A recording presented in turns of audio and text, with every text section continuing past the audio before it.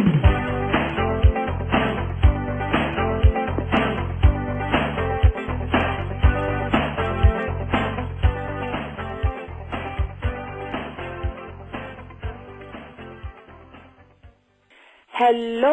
everybody. This is Marjorie Yanshak, your facilitator for the Power of You Telesummit. And you're very most welcome back on the session number 13. And we will be having the 14th in the next couple of hours with Brad Yates. But I'm so happy that you're on for this one because it is going to be very exciting, and I am so loving the fact that I have the opportunity to interview John Paul Carinci. Am I right, John? John Paul Carinci. Carinci, okay, Carinci. And he's going to talk about developing the all-consuming desire to succeed. That is a big one. So let's just find out who John is, then we find out how we can all develop that all-consuming desire to succeed. John Paul Carinci is the president of the highly successful Carinci Insurance Agency Incorporated, an agency with over 200 brokers in Staten Island, New York. At age 27, Carinci became the youngest district manager for Chubb Life Insurance and has now been selling and managing for more than 35 years. In addition, he is the author of 7 worldwide books, numerous articles, short stories, and poetry books. He is the co-author of 3 screenplays and serves as CEO of Better Off Dead Production Incorporated, a movie production company. Carinci loves basketball, baseball, and his wife Vera, who he has been married to for more than 35 years. I love that. You're most welcome to the program, John. Thank you for having me. And I'm really excited because I know you're really going to give us lots of information. So, just to set the ball rolling, what do you mean, John, by developing an all-consuming desire to succeed? Well, what we should do is we should start right from the top. Okay. When we look at the average person, and basically we're all average except for the billionaires, but when we look at the average person and we see that we're in this hustle and bustle world, it's almost like it's what's it all about, Alfie? People have this question in their head and they say, what's it all about? I'm going round and round, and I go here, I go there, and it seems like we just keep duplicating yesterday's tasks over and over again, and we get in a rut. And it's like the average person is on a merry-go-round, and the merry-go-round's going 150 miles an hour, and we can't get off. So what we do is we need somebody to put it all in perspective, and self-help puts it all in perspective. What you're doing is an amazing, amazing thing, because what we don't realize is that enthusiasm is contagious. We just, you go out there, you won't even know that you've touched a person, and that person will turn around and touch 1,000 more, and they won't even know why they're so excited, and they're touching each other, and it's contagious. But what self-help does is self-help becomes your best newfound friend.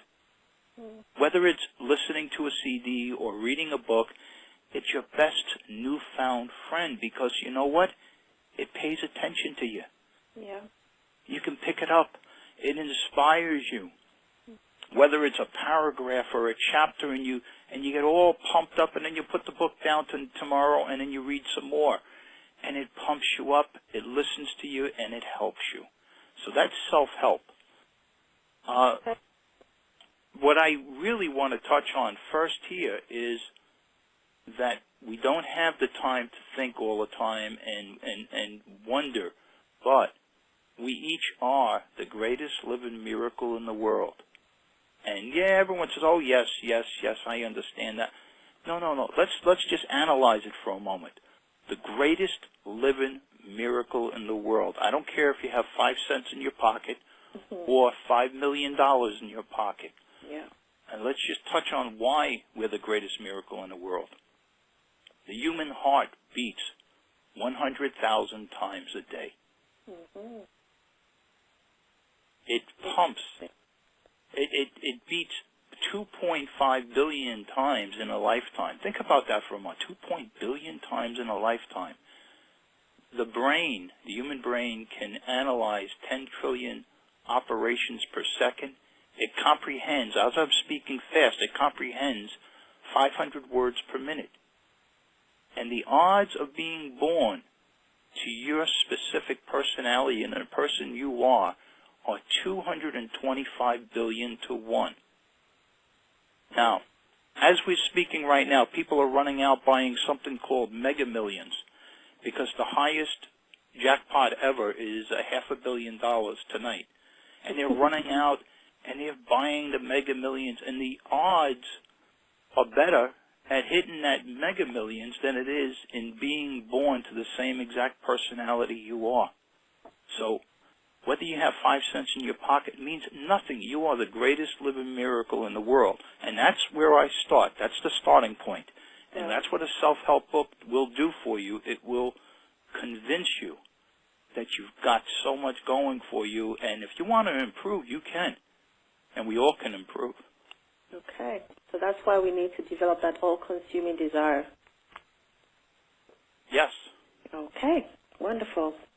You touched on something earlier. You were talking about the fact that we're just going through our days, and it's like we are all unique and we all are special, and it doesn't matter whether you have 5 million or you have 5 cents in your pocket. But there's one thing that I've realized about human beings, which I'm sure you would definitely agree with me because I know you've touched on it before. Why do you think that people go through the same exact, I'll put it this way, we seem to go through the same exact door that others ahead of us have gone through before or used? Yeah. You know what I call that? Why does that happen? It's like we don't want to take our course, but we just want to follow. Yes, it's called. Why does that happen? It's called follow the follower syndrome. Okay. It's like we're all lining up behind the Pied Piper and we're just following in line. And I find it very strange, and I study this all the time, but we go to a mall and we look at 6 or 7 doors, and everybody seems to go through the same door. They follow because it's safe. It's safer to do that. In Atlantic City, in New Jersey, we have casinos, and I study. I walk through the casinos just looking at people, and I watch a table that's empty. It's a poker table, and the poker table is empty, and I'll sit down at the table, and then all of a sudden, 5 more people will sit down at that table. But you see, no one wanted to be the first one. Yeah. It's safe. You know, in Russia, there's actually lines, and they're long, long lines at some kind of a store, and people don't even know what's being sold at the front of the line, but yet they get online because they feel it's right. It's called follow the follower. Yeah.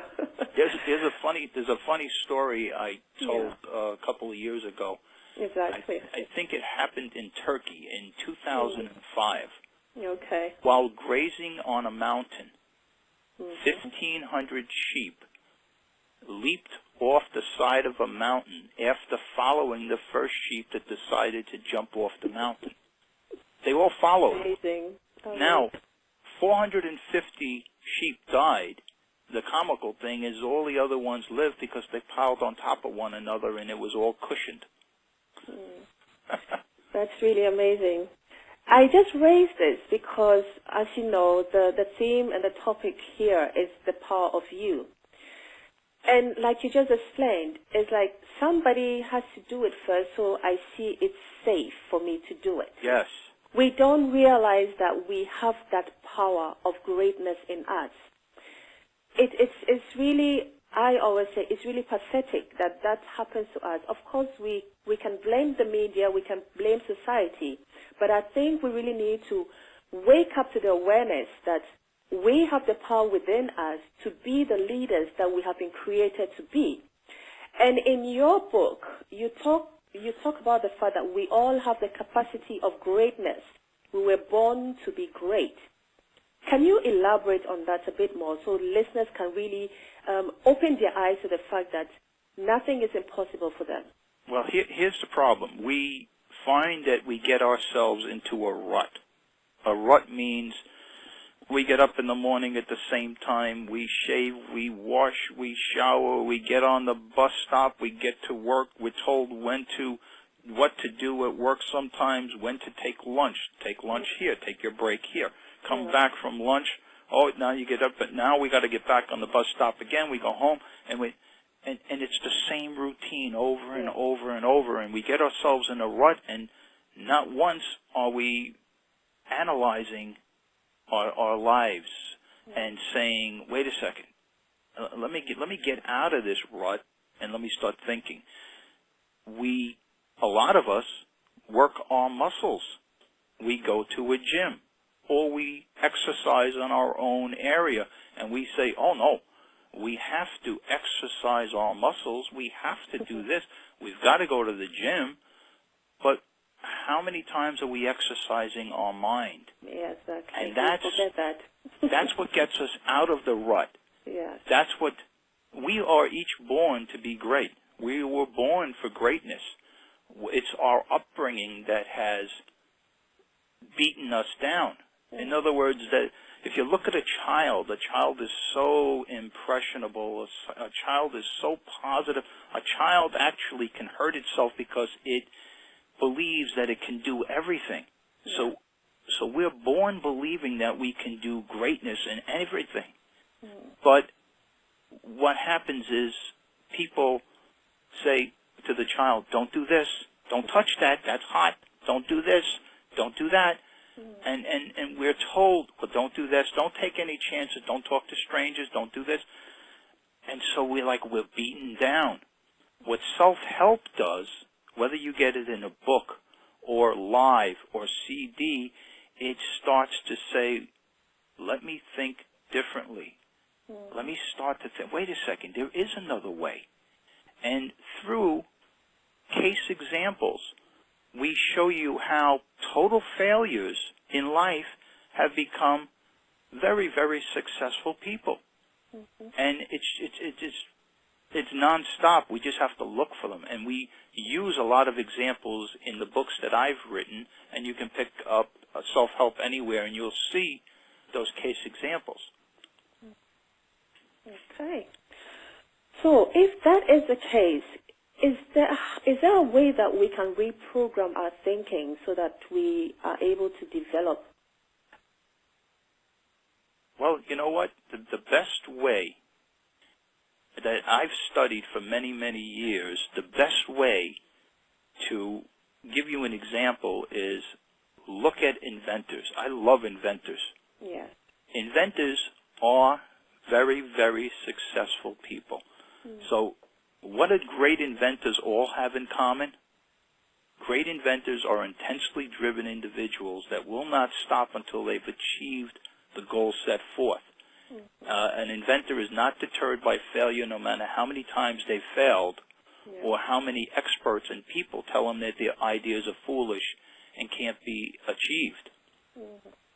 Failure to an inventor, this is very important, failure to an inventor is accepted much the same as regular people accept being stopped at a red light while driving. They just deal with it along the way, accepting failure because it doesn't matter. An inventor is pre-programmed to believe that they will succeed. So Thomas Edison the inventor of the light bulb, was asked once, what about all your failures? And Thomas Edison replied, I have not failed 700 times. I have not failed once. I have succeeded in proving that those 700 ways will not work. When I've eliminated the ways that will not work, I will find the way that will work. In other words, it's going to happen. It's definitely going to happen. And that's what we call pre-programming your mind. And I like to say that we've all done it before into smaller little tasks. We've all had that attitude in tasks. We have to develop it into bigger goals. Okay. Right. So, talking about goals, I know that we need to, of course, develop ourselves, and then as we develop ourselves, we get more clear about what we want to achieve in life. Then you can set goals. But why, what do you mean when you say develop self-suggestion statements to achieve any goal? Okay. Well, it's a proven fact that the subconscious mind is the inner mind. And the conscious mind is our outside mind. So the subconscious, the deeper part of our mind. It's a proven fact that the subconscious mind will accept fact or fiction fed to it on a consistent basis. Now, what does that mean? That means, sometimes we've seen a hypnotist, and we've seen this fellow on the stage, calls a total stranger up from the audience, and he feeds him a certain amount of statements. And the person is accepting these statements as fact, and all of a sudden, the person called up from the audience starts barking like a dog. And we say, wait a second, what the heck is that? And he's doing it, and until the hypnotist brings him out of that trance or whatever, that's the subconscious mind. So what I do is we call them either affirmations or self-suggestion statements. Okay. And if you feed these things to your mind on a consistent basis, you will change your life. Okay. It's that simple. So I've been doing it for many, many years. I'm selling insurance for over 35 years, and I happen to have met a fellow actually 35 years ago that changed my life with a book called Success Through a Positive Mental Attitude. Napoleon Hill, W. Clement Stone. And this fellow says to me, I was 21 years old, failing in the business. He was a motivational speaker. He says, son, I want you to go out and buy this book. I was selling insurance for, I think, 6 months and failing. And I just had no direction. And he says, go out and buy this book. I really want you. I went out, bought the book. I devoured it. And from that moment on, I started accepting and training myself with self-help as much as I could grab, because it changed my life.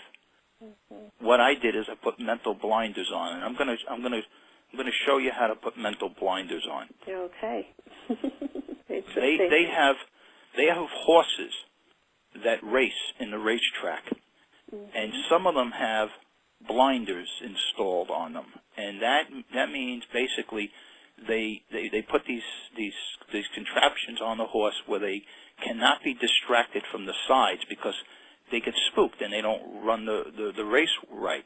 So blinders, I call them mental blinders. What we have to do is we have to program our mind to eliminate negativity.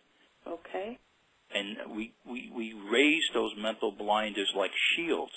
And so a positive self-suggestion statement for me is, I say it here's a small sample. I feel healthy, I feel happy, I feel terrific. I like myself, I like myself, I like myself. I will be successful, it's inevitable because my aggressiveness will equal opportunities for my success. I can, I will, I want to. All things are possible through belief in myself and the Lord, and with His help I can accomplish anything. I feel great. I feel wonderful. And it goes on and on and on for 5 minutes, and it has not changed basically in 30 years. Mm-hmm. Interesting. What that does is it raises the mental blinders. That's called a self-suggestion statement, and you can start very, very small, and you can do just small statements and then increase it. The key is that you have to do it numerous times throughout the day. Okay. And so I hear the same negativity. They say that more than 90% of all talk and action around us is negative. Mm-hmm. And we're being bombarded from the newspapers, from the radio, from the highway, from everywhere, all negativity. Yeah. What the self-suggestion statements do is it just makes those negativities bounce off of you. Okay. And again, taking the inventor one step further, they have that mental conditioning where, you know, Thomas Edison, that bulb is going to blow up. It's not going to light. Okay, it's 132 years ago that he invented the light bulb in 1880. Everyone else told him it can't work. It's not going to work. He perfected the bulb because he used a special vacuum glass and a special carbon filament. And that's why his work and everyone else's refused to work. But he had the same conditioning. Yeah. Negativity bounced off him. Right. Well, I get everything that you're saying, and I like the fact that you're saying we should start saying positive things, affirmations to ourselves. I know you also say after 20 days of such actions, of actions that we take, it becomes habit, which will eventually manifest themselves into our reality. I mean, that is all well and good, but how does one act with enthusiasm that, how do I put it? A habit. This long while, I mean, how does one go on with such an act? I mean, you do something for about 20 days, but in the world today, you would agree with me that people really are bombarded with so many challenges. How can they sustain this habit so that they go on and get to the 20th day to make that action a habit in the first place? You have to work at it. It's routine. If we don't work our muscles, they atrophy, I believe, and they just waste away. We have to work the inner mind. In other words, we have to say, I'm going to commit myself to reading or listening for 15 minutes per day to positive mental stimulation, and I'm not going to allow myself to deviate. I'm going to say certain statements. It's a proven fact that a habit is formed, whether it's good or bad, in 20 days. So you can break a bad habit in 20 days, or you can form a bad habit, a new bad habit in 20 days by doing it continuously. It's a proven fact. I don't want to cut you, but there again is where I come in, and I'm saying, how can they stay even motivated to achieve that? Because, I mean, this world is now so over-demanding that I think it's a bit, I would say a bit unrealistic that people, I mean, I can understand that I've worked myself and I know how to stay motivated, but the average person, people who are just busy going in and out, how do you expect them to do that? It's real simple. You commit a certain time per day to analyze something. Well, here's the problem. Okay. We have AA, what we call Alcoholics Anonymous, and people go every single day to break what? A bad habit. The habit is drinking.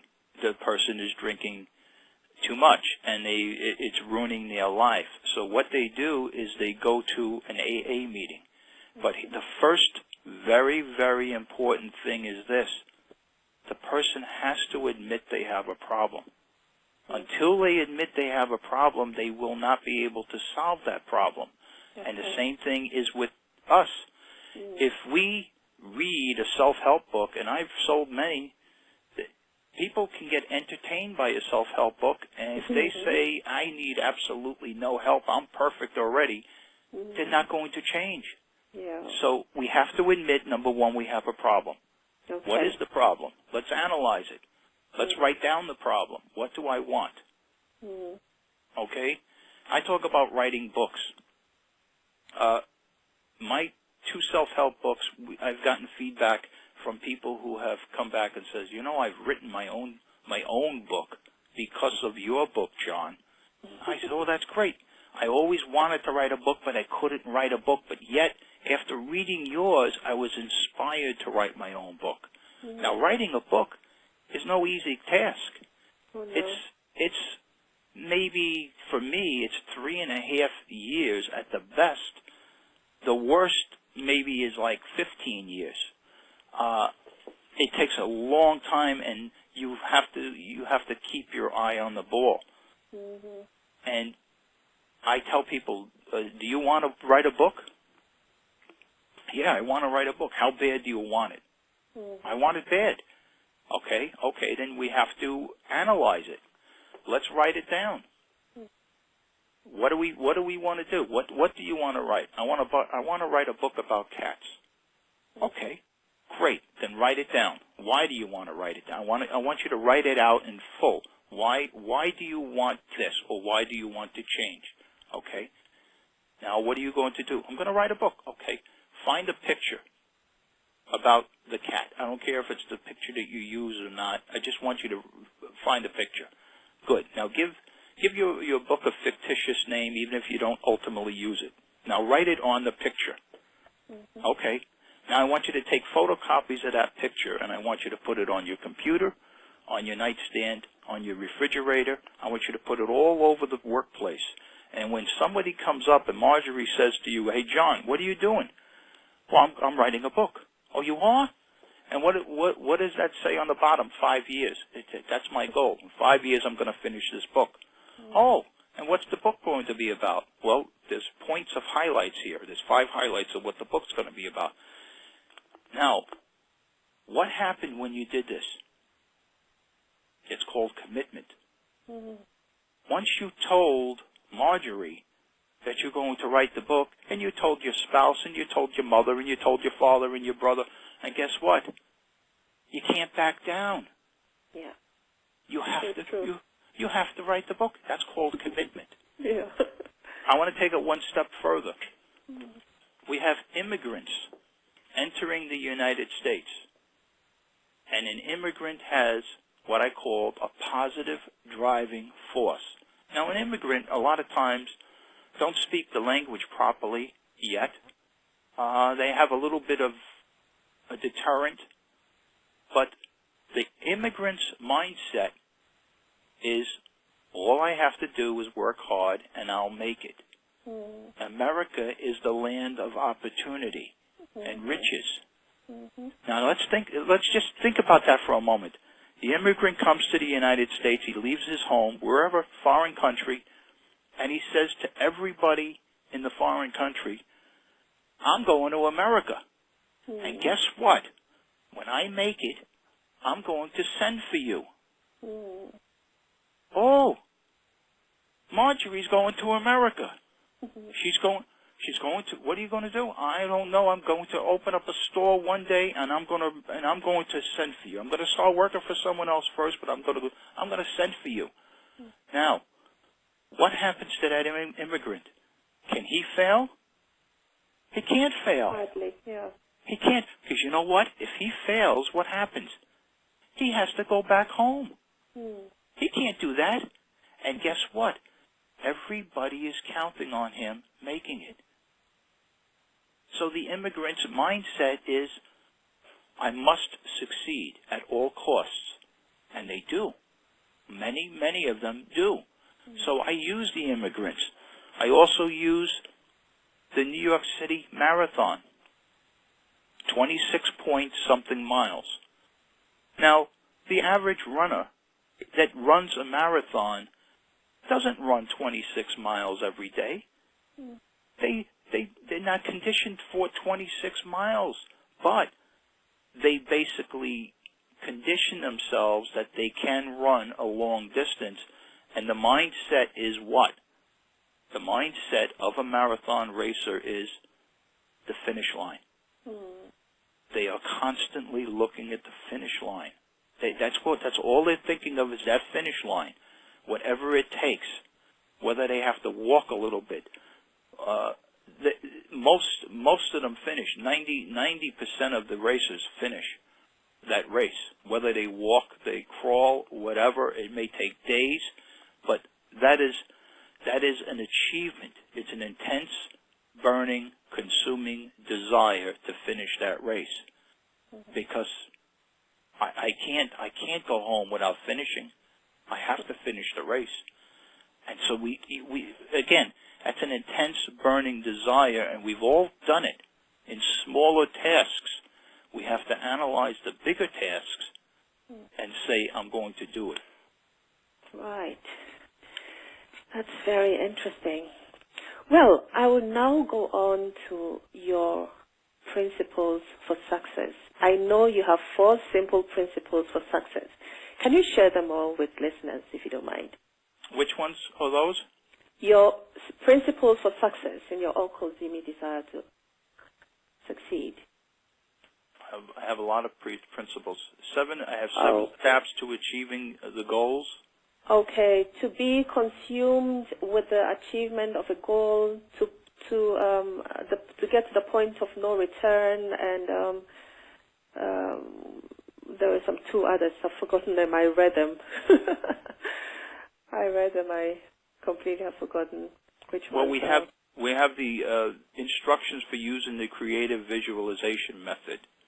Okay. With that, we are visualizing the task at hand. In other words, if somebody they want to wallpaper a room, this is a perfect example of how somebody can carry out a task. It's the visualization. You're visualizing the end result, just like the finish line. Yeah. You plan it out very carefully. You eliminate all the worry and thoughts and concerns. You relax the mind, and you visualize the end result. And by doing the visualization, you're actually telling yourself that you will not stop until the very end of that task. And it works in many different areas, whether you're doing a garden or painting a room or wallpapering a room. Okay. Well, like I was saying, there's one of your principles, and you're saying we have to be consumed with the achievement of the goal that we set. What I want to find out actually with this principle is about what about letting go? Because I know with the law of attraction, you definitely have to know what you want to achieve, but then you have to let go and let it come to you. So when you say we have to be consumed with the achievement of a goal, why is that so important, and where does letting go come in here?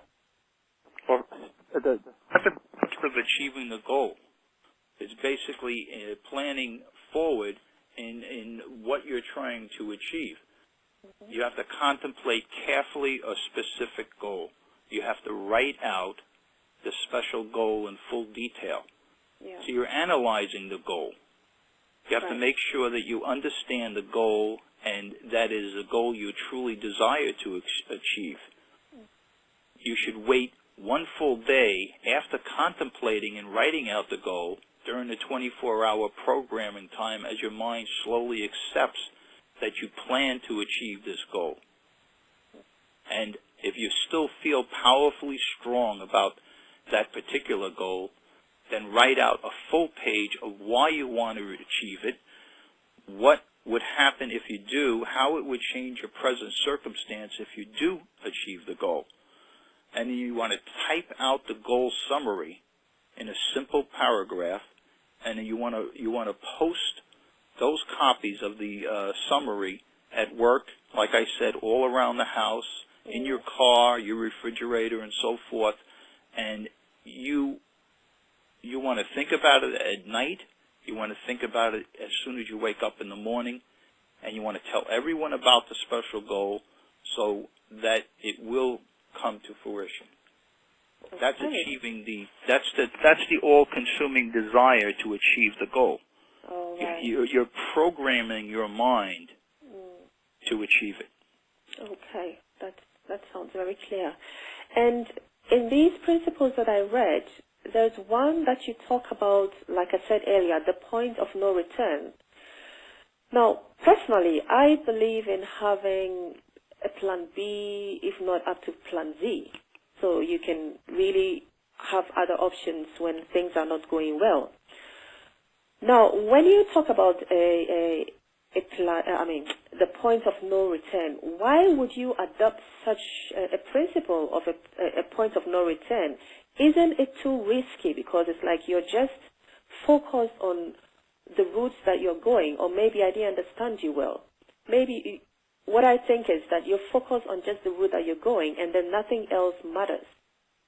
Am I right to say that, or you're thinking about it in the morning? If it's not an all-consuming desire to succeed, then it's harder to achieve that goal. And we've all had it. I've stubbed my toe in the garage. I've stubbed it hard, and I says, "That's it. That's it. This weekend, I am going to spend whatever time it takes to fix this garage up and organize it." And I've had it. And that is an all-consuming desire to succeed. That's it. I'm not stopping. Well, all right, it takes me 8 hours. I'm not stopping. That's an all-consuming desire. See how we programmed our mind? We've all done it before. Yeah. And when I say the point of no return is when we start announcing it to everyone that we're going to do this. I'm going to do this. I'm writing a book, and I'm writing, and what are you going to write about? Okay, I'm going to write. Now we cannot turn back. The immigrant, the point of no return. They can't go back home. It's just not accepted. Why? Because I announced to everyone that I'm going to succeed in America, and I'm going to send for them. They're pre-programmed. Yeah. And when we go up, when a person goes up to the immigrant and says, in America, what are you going to do? Well, I'm going to run my own business one day, and I'm going to, yeah, but you can't do that. They don't hear that. The inventor doesn't hear that. The marathon racer doesn't hear that. Yeah. The marathon racer gets what we call a stitch, where they get a tremendous pain in their side. And what do? They have to hold the side while they're running until it goes away. Yeah. They can't, sometimes they wait 3-4 years to race in that marathon. There's a lottery system, I found out, that I think if you don't get chosen the first year, after I think 3 years or so, then they will allow you to race in there, because so many people want to race in it. So if I waited 3 years to race in this marathon, I'm finishing it. Yeah. And that's when I say the all-consuming desire to succeed. Right. So, John, what do you really think or believe really motivates people to succeed? I mean, we've talked about the immigrant and the runner, but what really is behind this desire to succeed? What is really motivating them to do that? I am dissatisfied with a present situation, and I want to change it. I despise where I work. We shouldn't have to be that way. I really am not happy where I work. Okay, then we have to change it. How do we change it? Well, that may mean that you have to go to night school for 5 years. Fine, I'm going to do it. That's an all-consuming desire to succeed. I'm going to go to night school for 5 years, and I know people have done this. And I'm going to get a degree, and I'm going to work where I want to work. Okay. Just remember, it's too easy to fail. That's why people fail. It's too easy. It's too easy to go through the same door, to follow the follower. Yeah. I'm going to give you a little inspirational dissatisfaction. Okay. Okay. In 1873, at age 15, we have a fellow called Chester Greenwood, and he was born in Maine. Grammar school dropout. He invented the earmuffs. You know the earmuffs we put on in the cold? Yeah. Yeah, he invented them. Okay. He was testing a new pair of ice skates, and he got frustrated at trying to protect his ears from the cold. Oh, dear. So he went home, and he asked his grandmother. He made special ear-shaped loops out of wire and asked his grandmother to sew some fur onto them.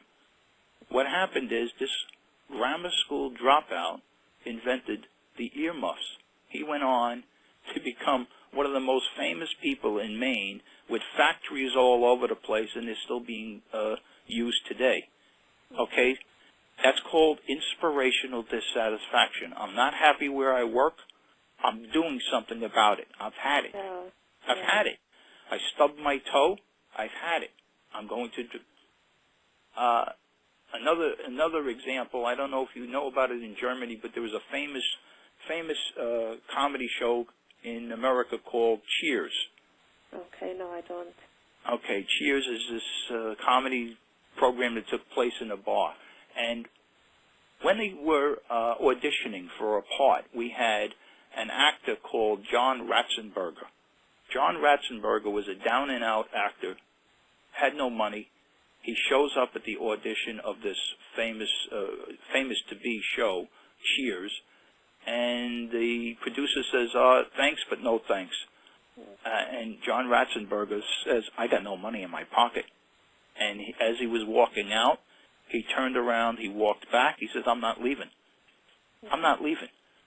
He goes to the producers and he says to the producers, do you guys have a know-it-all at your bar yet?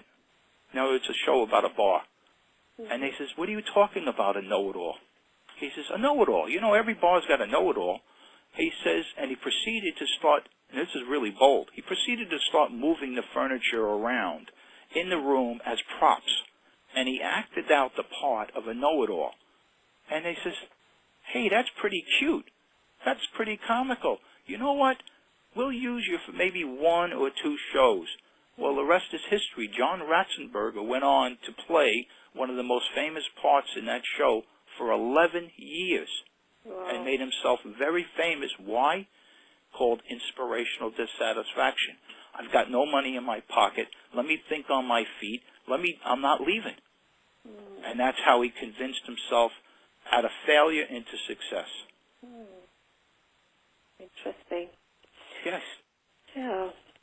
Well, I have here a quote from your book, and it's from Robert Schuller, an American televangelist, and it says, if a blade of grass can grow in a concrete wall and a fig tree in the side of a mountain cliff, a human being empowered with an invincible faith can survive all odds the world can throw against his tortured soul.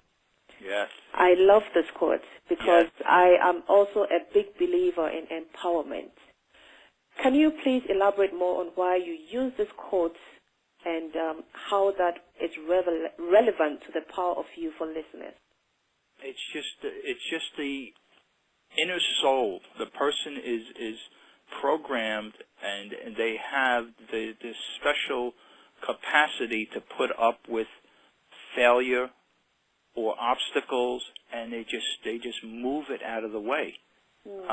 It's all, you know, Robert Schuller, when he was growing up, he was a young boy on a farm, and they had a terrible disaster where their whole their whole farm, their whole crop was destroyed, and all they got out of it was, I think, it was just a bushel full of something, and the father says, "Thank you, Lord, we have lost nothing. We put out a bushel full of this, and we got back a bushel full of that." And that's how Robert Schuller was raised. We have lost nothing. Another time, Robert Schuller's whole farm burnt down. And the father at that night's supper, wherever they had to go, says, "Thank you, Lord, we have lost nothing that cannot be rebuilt. We have everything that we need to rebuild." And it's just a mental attitude. Yeah. Some people are thrown by everything, and some people just say, "Okay, that's fine. I still have my health. I still have my eyes. I still have everything. I'm going to go on." Worry. Let's look at worry for a moment. That's very important. Exactly. A lot of us worry needlessly.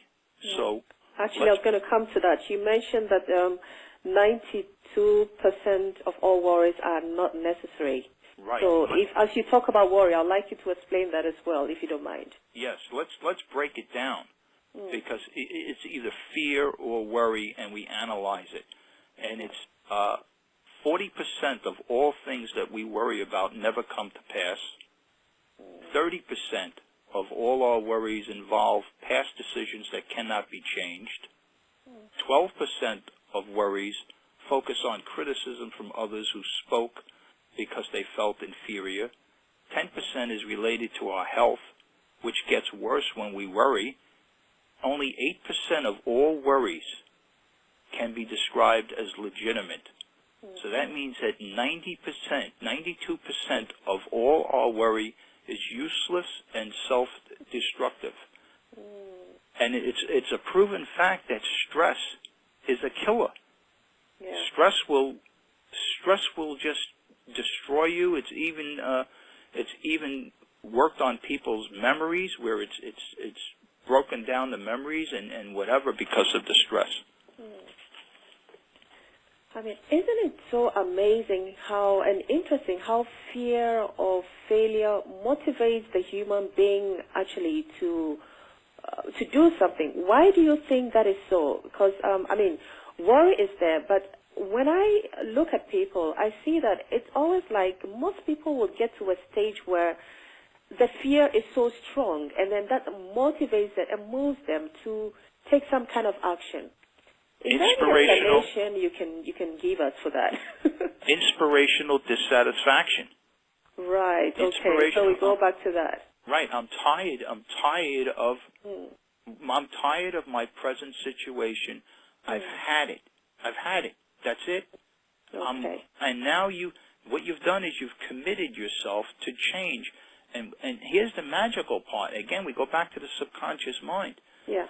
Once you've broken the straw, that last straw, and you said that's it, what you've done is you pre-programmed your subconscious mind.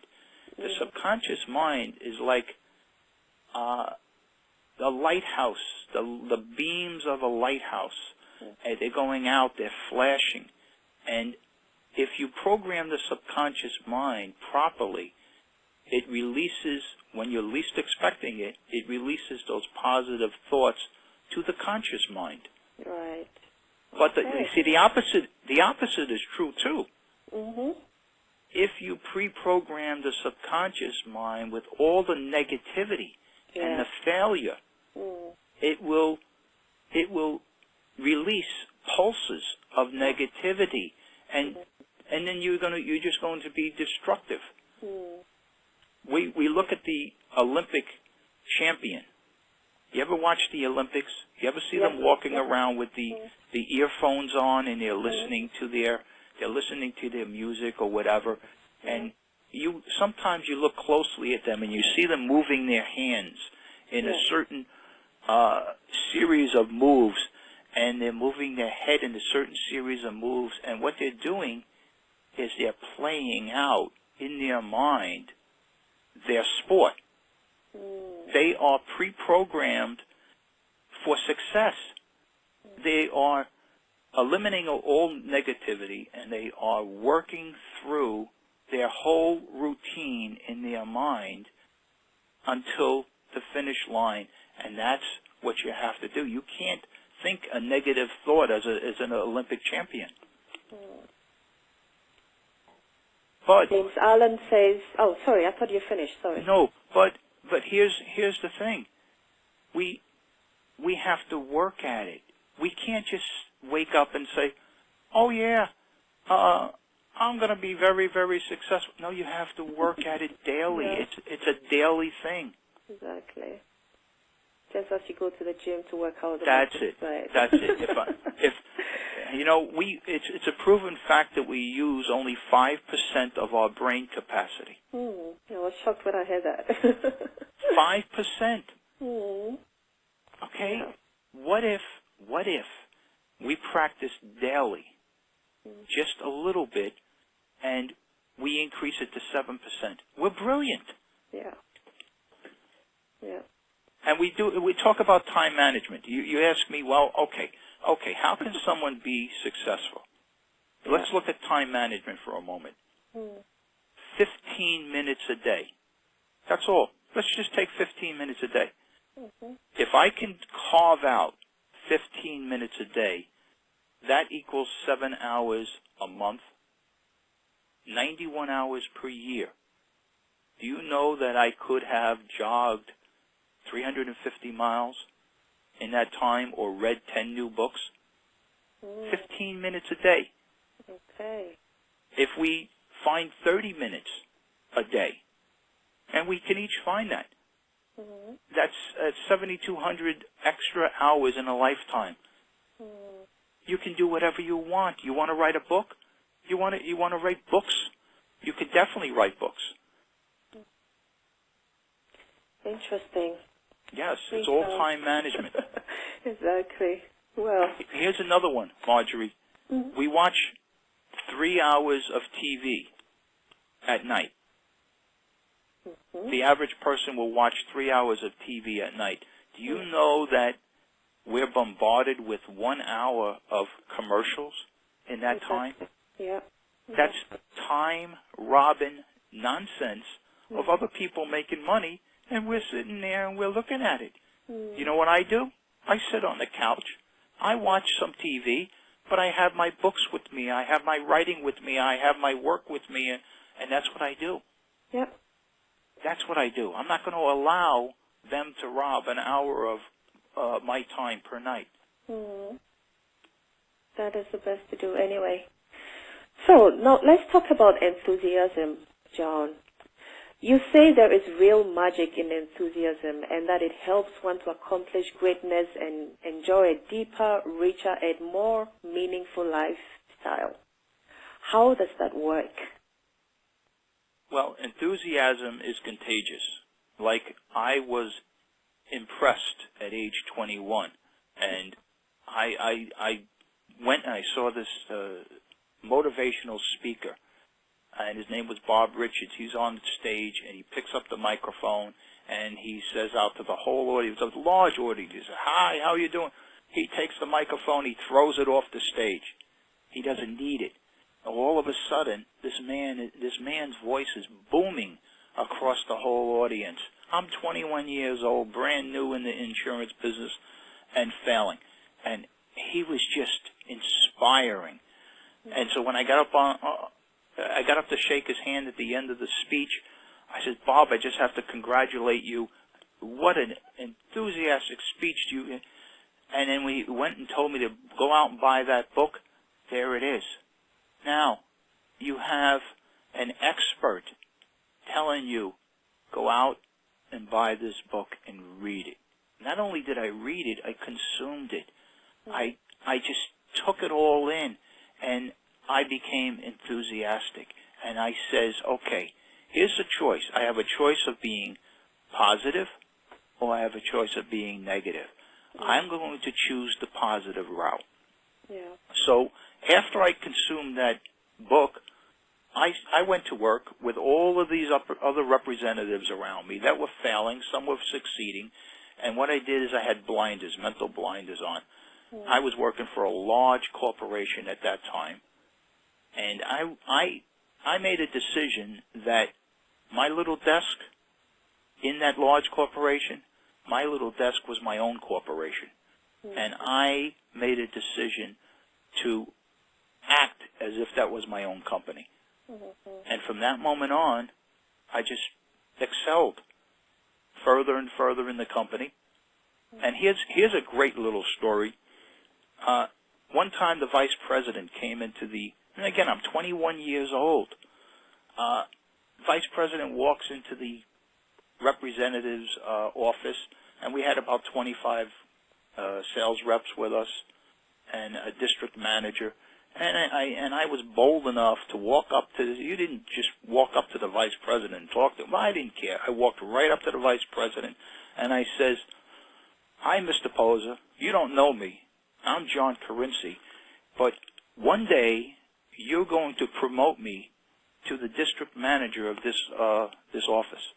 I says, I don't know exactly when, but you're going to promote me to this office. And I just wanted to let you know that. And I did that at a young age.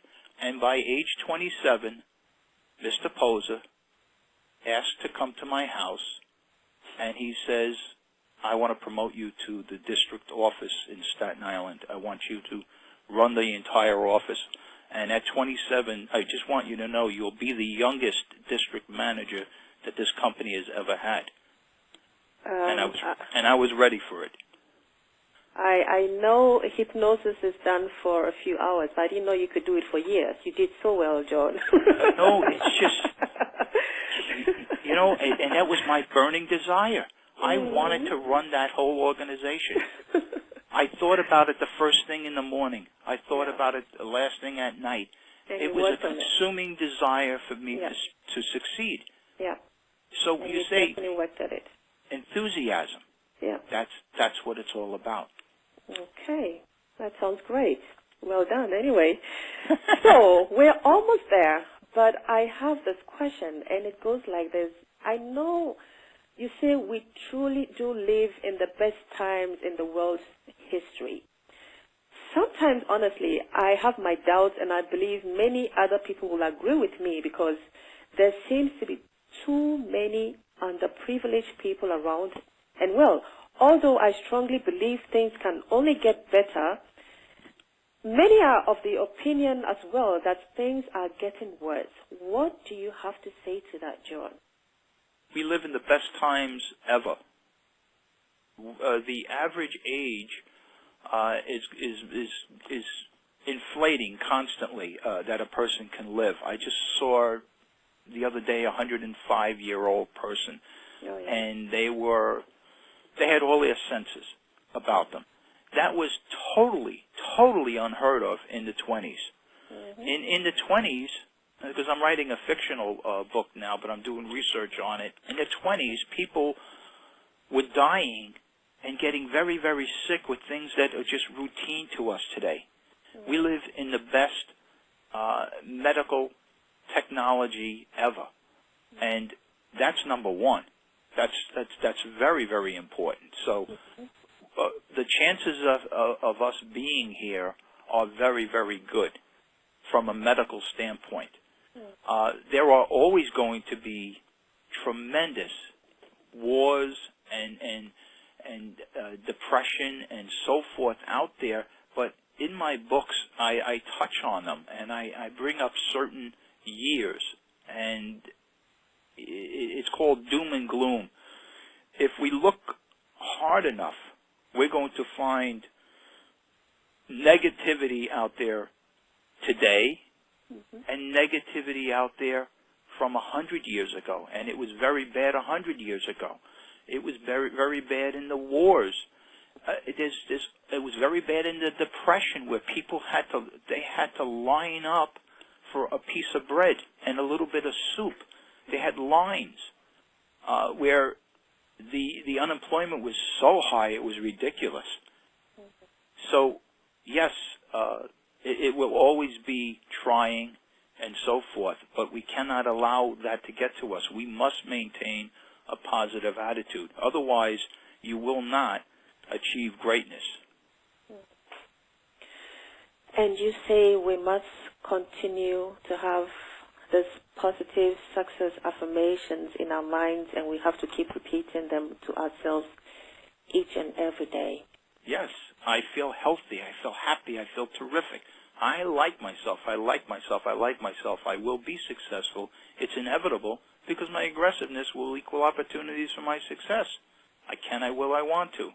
And I keep going on and on with my own. You have to formulate them yourself. Yeah. You can just say, I feel great. I feel wonderful. I am so fortunate because I get up and I can walk. Yeah. I get up, my arms work. I get up, my eyes work, my ears work. I've got it made. So I got 5 cents in my pocket. Who cares? All I have to do is change my attitude, and I will change the results. Yeah. It really, but you've got to get fed up. I have a problem. Yeah. If you don't have a problem, then you know what? It's just all going to be entertainment. You're listening to the CD, it's entertaining. Oh, that's great. We talk about things. Oh, it's nice. Yeah. And listeners, I will say you have to also keep in mind that you have the power to be, do, and have whatever you want. John, thank you so much. It's been a pleasure having you on the call. And thanks so much for sharing so much wisdom with me and our listeners. It's been wonderful. Thank you for having me, and I just want to say that what you're doing is truly, truly amazing, and you may not even realize that how your enthusiasm is contagious and how it will spread. It's really amazing. Thank you so much. I'm so humbled by that. Thank you. Yeah, so then I'll again say thank you very much. God's blessings on you, and keep writing those great books and bringing them out for us all to be able to read more of them. I just love them, and I'm looking forward to your next self-improvement books. So you have a wonderful rest of your day, and enjoy a very relaxing weekend, John. Thank you. You too. Thank you very much. So listeners, thank you also very much for being on the call, and we're going to come back again in about an hour, and we will unfortunately be ending the second season of the Power of You Telesummit with Mr. Brad Yates. And he is going to lead us to tap into our power. So mark your calendar or your whatever it is that you have to set your time, and make sure you are on time for the next hour that we will be tapping into our power. And until then, thank you very much for being on the line again, and I wish you all God's blessings. See you soon.